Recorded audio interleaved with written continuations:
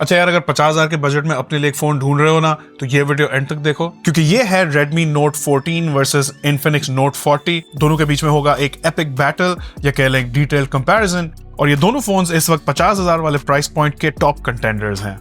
अस्सलाम वालेकुम और रिव्यू स्पीकर में खुशामदीद। मेरा नाम अमीर है और दोस्तों मैं इन दोनों फोन्स की फुल अनबॉक्सिंग या चैनल पे कर चुका हूं। इस वीडियो के बाद वो वीडियोस भी जाके अगर चेकआउट करनी हो तो लिंक्स डिस्क्रिप्शन में है। खैर, हमारी आज की वीडियो में हम देखेंगे कि इन दोनों फोन्स में से कौन सा फोन कहां ज्यादा स्ट्रांग है और कहां वीक। एज ऑलवेज इस वीडियो में मैं आपसे हमारी रिव्यू स्पीकर कम्युनिटी का पोल भी शेयर करूंगा ताकि आपको पता चले कि हमारे मोबाइल एंथुसियास्ट्स इन दोनों में से कौन सा फोन चूज करते हैं।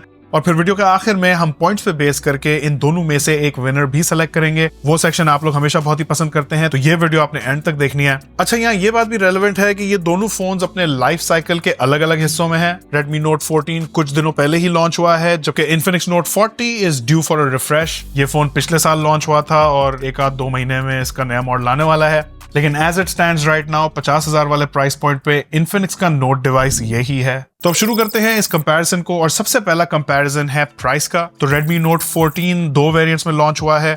8128 जिसकी रिटेल प्राइस 53,999 है। दूसरा वेरिएंट है 8256 जो कि 57,999 का है। जबकि आ जाए Infinix की तरफ तो यहाँ Infinix Note 40 का एक ही वेरिएंट है 8256 और इसकी रिटेल प्राइस है 57,999।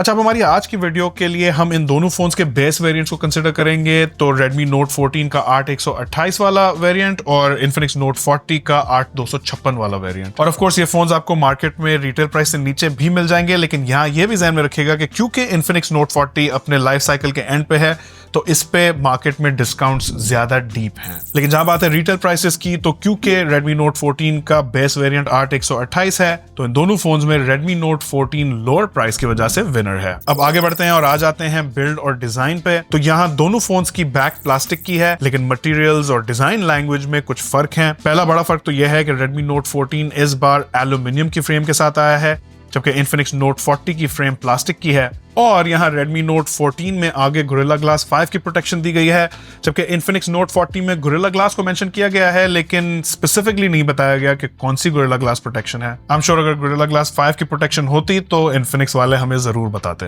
जहां तक बात है फिजिकल डिमेंशंस की, तो Infinix डेफिनेटली थोड़ा लंबा है और जहां दोनों फोन्स के कॉर्नर्स कर्व्ड हैं, वहां Infinix की डिजाइन थोड़ी सी ज्यादा स्क्वायर्ड ऑफ और बॉक्सी टाइप की है। दोनों फोन्स की back soft touch matte finish में है, ऑल्दो Infinix की फिनिश यहाँ थोड़ी ज्यादा पाउडरी मैट जैसी फील हो रही है। थिकनेस में Infinix थोड़ा ज्यादा स्लिम है एट 7.8 मिलीमीटर्स, जो कि हाथों में नोटिसेबल भी है, जबकि Redmi Note 14 8.2 मिलीमीटर्स के साथ एक स्टैंडर्ड एंड्रॉइड फोन की थिकनेस दे रहा है। और इसकी बड़ी वजह प्रोबेबली इसकी ज्यादा बड़ी बैटरी है। वजन में कोई ज्यादा फर्क नहीं है, Infinix 190 ग्राम्स का है, जबकि Redmi यहाँ 196.5 ग्राम्स के साथ है। दोनों फोन्स में IP54 स्प्लैश रेजिस्टेंस भी दी गई है, तो ये फोन्स हल्की फुल्की बारिश बूंदाबांदी बर्दाश्त कर लेंगे।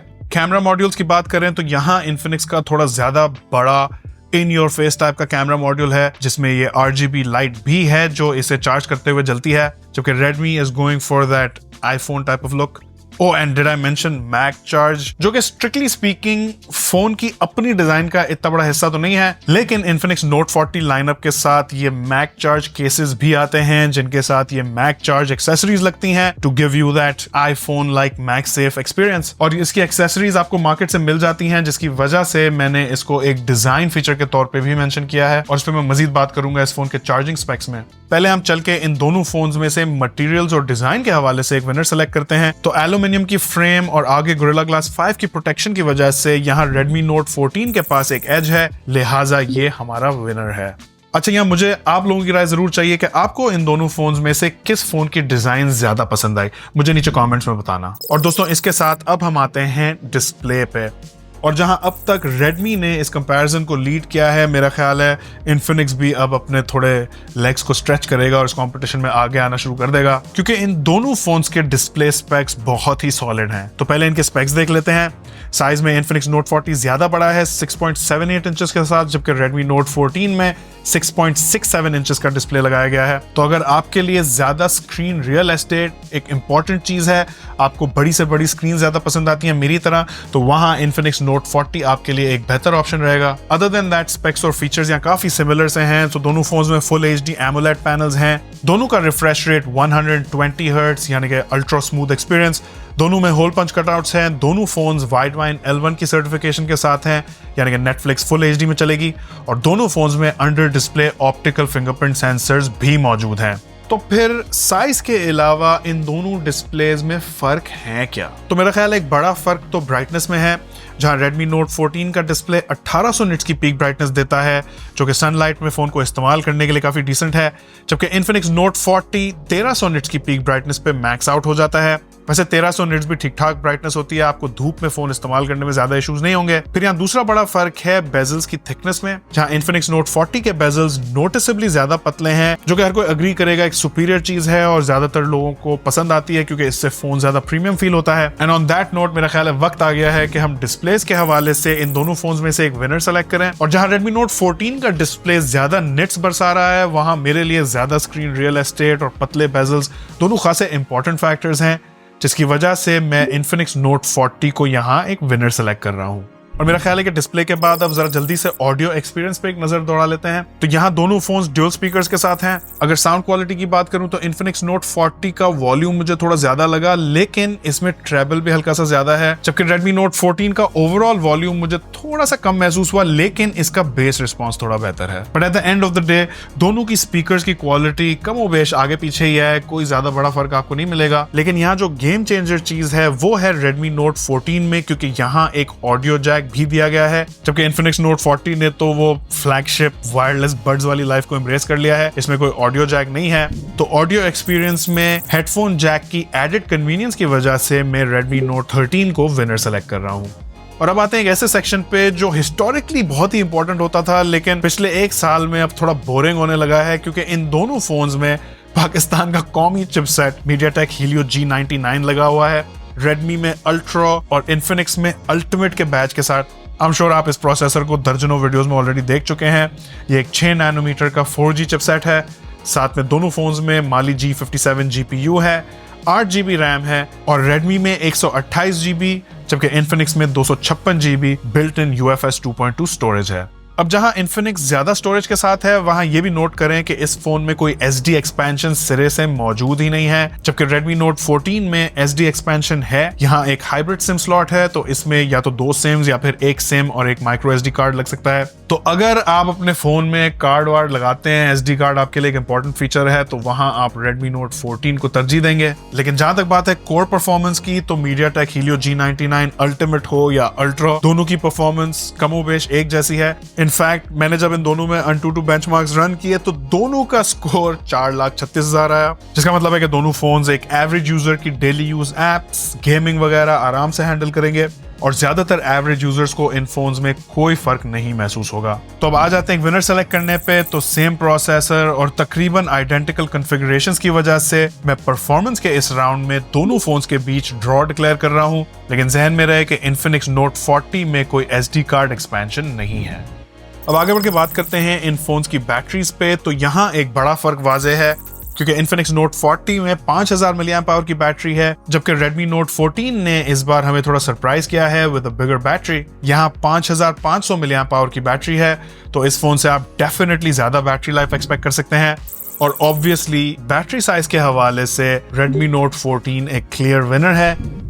लेकिन आ जाए चार्जिंग स्पीड पे, तो यहाँ Infinix has been dropping bombs since last year. आपको याद कराता चलो CES 2024, जहां Infinix ने अपनी बहुत ही इंटरेस्टिंग और innovative new charging technologies unveil की थी। बट आ जाए वापस इस कंपैरिजन पे, तो Redmi Note 14 में 33 वाट की फास्ट चार्जिंग दी गई है, जो कि ऑनेस्टली आज की तारीख में बेयर मिनिमम है।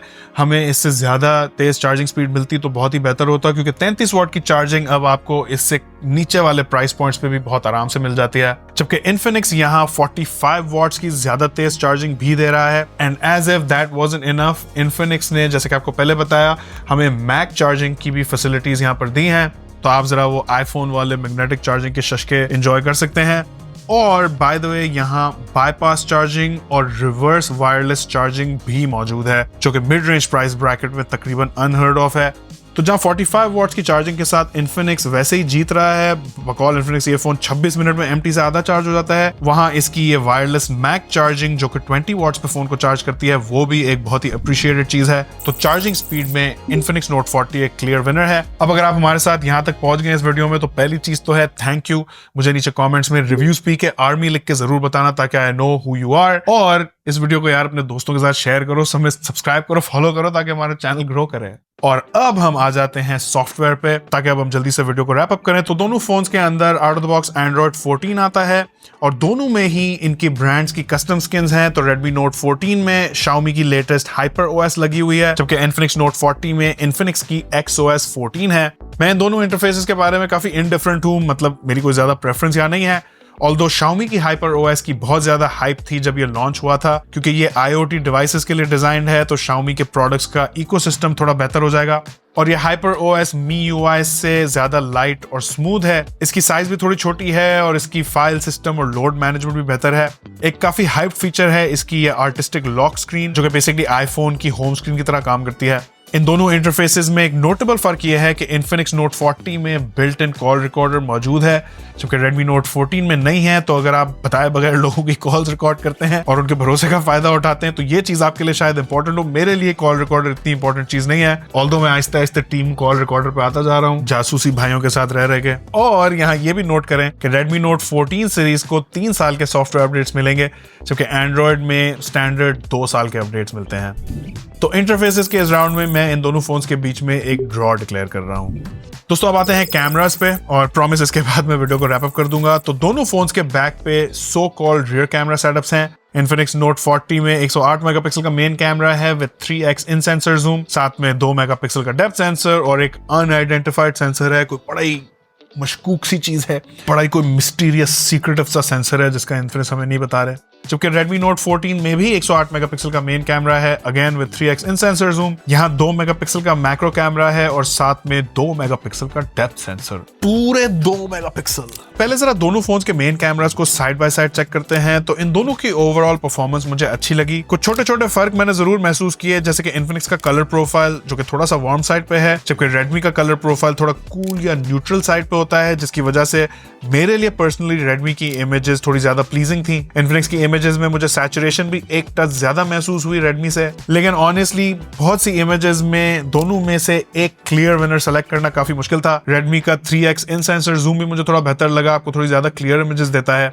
If I to pick one photo camera, तो मैं प्रॉब्ली यहाँ Redmi को पिक करूंगा, जस्ट ओवरऑल ज्यादा प्लीजिंग इमेजेस हैं। लेकिन आ जाए वीडियो पे, तो यहाँ Infinix Note 40 एक हाथ आगे है, क्योंकि ये phone maximum 2K 30 FPS videos लेता है, जबकि Redmi Note 14 मैक्सिमम 1080p तक जाता है। और मुझे Infinix Note 40 की वीडियो स्टेबलाइजेशन भी थोड़ी बेहतर लगी। तो जहां Redmi फोटोज में आगे है, वहां Infinix की वीडियोस बेहतर हैं, विच इज व्हाई मैं रियर कैमरास में इन दोनों फोन्स के बीच में एक ड्रॉ डिक्लेयर कर रहा हूं। और जहां बात आती है सेल्फी कैमरास की, तो वहां Infinix फिर से छा गया है। पहली बात तो यह है कि इसके स्पेक्स बेहतर हैं। Infinix ने यहाँ 32 मेगापिक्सल यानी कि ज्यादा रेजोल्यूशन वाला सेल्फी शूटर दिया है, जबकि Redmi Note 14 में 20 मेगापिक्सल का सेल्फी शूटर है। And you can definitely see a major difference here. यहाँ साइड बाय साइड Infinix की इमेजेस में आपको ज्यादा डिटेल्स दिखेंगी, कलर्स भी थोड़े बेहतर हैं, जबकि Redmi की इमेजेस थोड़ी ग्रेनी महसूस हो रही हैं, प्रोबेबली क्योंकि कैमरा का रेजोल्यूशन थोड़ा कम है। तो सेल्फी कैमरास में एक विनर सेलेक्ट करने के लिए I have to give props to Infinix, जिन्होंने 32 मेगापिक्सल का ओवरऑल ज्यादा सुपीरियर सेल्फी कैमरा दिया है, जिसकी वजह से ये राउंड Infinix जीत चुका है। तो दोस्तों अब हम आ जाते हैं हमारे फाइनल टैली पे, और इसके लिए हम हमेशा की तरह एक पॉइंट्स का सिस्टम इस्तेमाल करेंगे, जहां सारी कैटेगरीज हैं और हर कैटेगरी में फर्स्ट आने के 2 पॉइंट्स हैं, सेकंड आने का 1 पॉइंट है, और ड्रॉ की सूरत में दोनों फोन्स को 2-2 पॉइंट्स मिलेंगे। तो अब तक तो यहाँ जैसे कि आप देख रहे हैं Redmi Note 14 1 पॉइंट से लीड में है, लेकिन अभी हमारी एक कैटेगरी बाकी है, और वो है रिव्यू स्पीक के कम्युनिटी का वोट। देखते हैं कि क्या आप लोगों ने आके Infinix को रेस्क्यू किया या नहीं।